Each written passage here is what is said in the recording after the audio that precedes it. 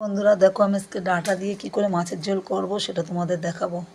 তো বন্ধুরা দেখুন, আমার মাছ ভাজা হয়ে গেছে।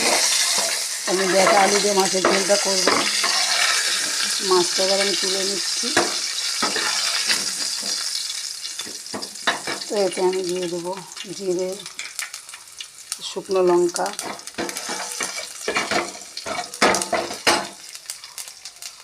তারপরে আমি দিয়ে দিলাম সেই একটু ভাপানো আলু আর ডাঁটা।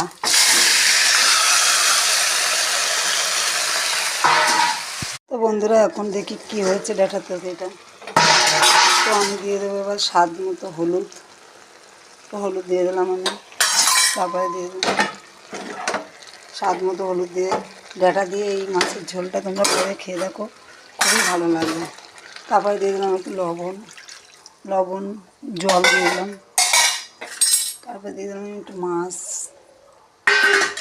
দিয়ে তরকারিটা আমরা ঢেকে দিলাম। কি সুন্দর কালার!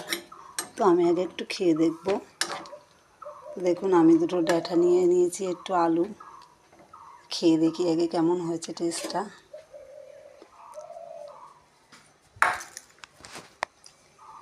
দেখি